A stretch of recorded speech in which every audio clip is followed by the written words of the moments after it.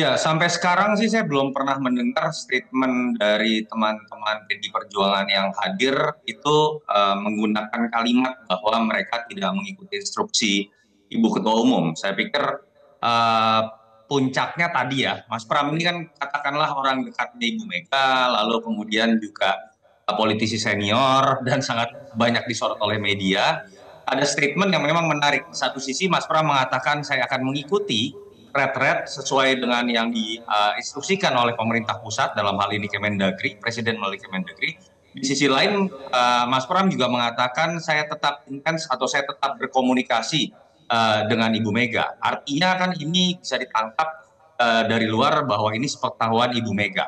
Saya mencoba melihat ini dalam dua spekulasi ya. Spekulasi yang pertama kan kalau terkait dengan apa yang dikeluarkan dalam instruksi surat Megawati Soekarno Putri itu seakan-akan seperti yang ramai dibicarakan di sosmed, para netizen atau perbincangan di warung kopi, bahwa ini misalnya bentuk boykot atau upaya untuk melakukan barter politik terkait dengan ditahannya Sekjen PDI Perjuangan, Mas Hasto. Kalau betul itu yang terjadi, saya sudah pernah mengatakan ini jelas instruksi yang salah. Tetapi spekulasi kedua adalah bisa juga kita melihat ada motif yang lain, bahwa instruksi harian ini keluar untuk menunda keberangkatan kepala-kepala daerah dari PDI Perjuangan. Kalau dibaca ulang ada kalimat menunggu commander call. Jadi bisa saja ini dalam konteks sebagai sikap siaga satu partai ketika memang sekjennya ditahan, sehingga kemudian siapapun harus siap untuk dipanggil apabila terjadi rapat terkait dengan kasus hukum yang mendera sekjen partai. Bagaimana kita menerka apa kemungkinan pertama ataukah kemungkinan kedua? Kalau kemungkinan pertama menurut saya jelas salah. Kemungkinan kedua menurut saya masih bisa diterima dengan catatan bahwa kemudian sebetulnya PDI Perjuangan memperbolehkan kadernya untuk tetap ikut. Dan itu kan terlihat bahwa kadernya ada yang hari pertama, ada yang hari kedua, dan yang terakhir tadi kan kita tahu Mas Pramono Anung ya, karena kalau kita coba analogikan dalam konteks commander call untuk kemudian ikut rapat, lalu ikut diskusi terkait dengan kondisi siaga satu partai dengan ditahannya Mas Hasto, Mas Pram salah satu yang menurut saya memang mungkin akan paling terakhir baru bisa ikut dalam retret di Magelang ini. Dan Ya. mungkin akan bisa kita nilai Zilvia ke depan apakah betul ini boykot atau sebetulnya hanya menunda kalau nanti keluar instruksi berikutnya. Saya nggak tahu apakah akan instruksi berikutnya atau keputusan partai apapun bentuknya. Kalau diperbolehkan ikut dalam gelombang kedua, artinya ini bukan boykot. Ini hanyalah sebuah penundaan mengingat memang partai sedang dalam kondisi siaga satu. Itu yang saya coba lihat dengan dua kemungkinan yang ada. Mhm. Dengan simbol kehadiran Mas Pram ya, terutama Mas Toto, apakah itu berarti sebetulnya Bu Mega sudah melunak?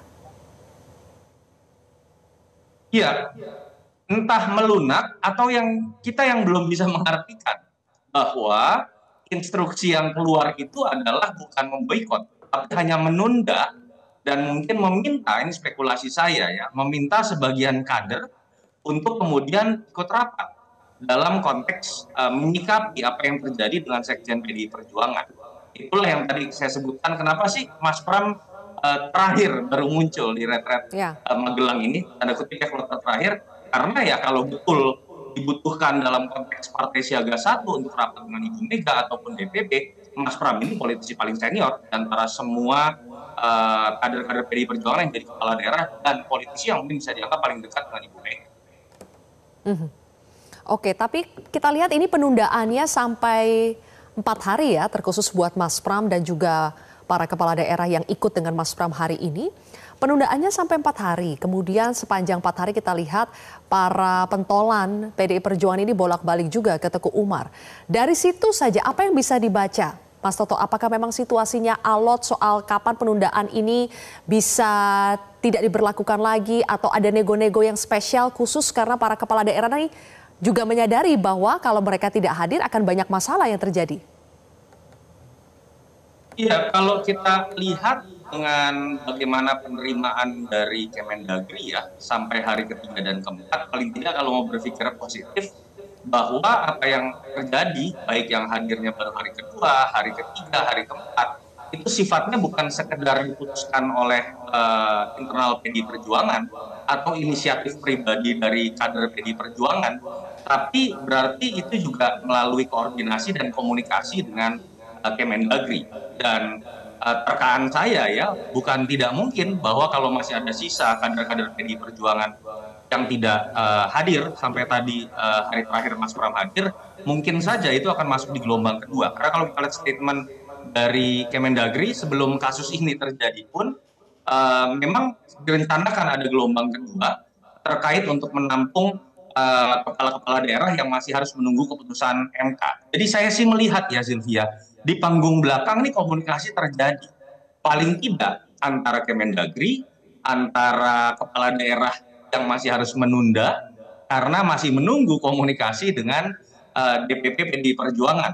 Nah, problemnya adalah memang mungkin kebutuhan PDI Perjuangan untuk menunda kader-kadernya ini berbeda-beda. Ada yang mungkin bisa langsung hadir di retret Magelang karena kemudian memang tidak terlibat dalam rapat, dalam acara-acara menyikapi ditahannya Mas Hasto. Tapi khusus untuk Mas Pram, menurut saya itu merupakan sebuah simbol bahwa memang saya menangkapnya ini sebuah penundaan saja, tetapi di panggung belakang memang terjadi sebuah komunikasi. Oke. Intinya Mas Toto, apakah sebetulnya Mas Pram, katakanlah Mas Pram berhasil melobi atau mencapai kesepakatan lah dengan Bu Mega. Jadi intinya tidak mungkin Mas Pram hadir di Akmil Magelang tanpa restu Bu Mega. Saya hanya berani mengatakan bahwa sepengetahuan saya dan saya cukup dekat dengan Mas Pram pasti sudah melalui sebuah komunikasi. Baik itu dengan Ibu Mega, baik itu dengan Kemendagri dan semua stakeholder yang ada. Karena beliau memang seringkali kan dianggap menjadi jembatan, termasuk antara hubungan Ibu Mega dengan Pak Prabowo. Tetapi apakah dalam arti bisa diartikan bahwa Mas Pram melunakkan hati Ibu Mega, saya yakin tidak juga, bahwa banyaklah pihak-pihak yang terlibat kalau dalam pengambilan keputusan, karena ini kan bukan sekedar keputusan yang sifatnya biasa saja, tapi keputusan terkait istilah saya siaga satu tadi, karena memang Sekjen PDI Perjuangan bertahan. Oke, baik. Selain memang dari pergolakan di internal PDI Perjuangan sendiri ya, Mas Toto, kita lihat banyak statement di luar sana yang juga ikut mengomentari. Salah satunya adalah statement dari Presiden ke-6 Susilo Bambang Yudhoyono. Bagaimana meskipun itu ditujukan kepada kadernya sendiri, tapi kita tahu bagaimana momennya itu berbarengan ya dengan sikap PDI Perjuangan. Soal statement SBY, country over the party, menempatkan kepentingan negara di atas kepentingan partai. Anda melihat pernyataan seperti ini bisa membantu menjernihkan masalah atau justru memperkeruh suasana? Ya, ini statement yang memang harus diucapkan oleh seorang politisi.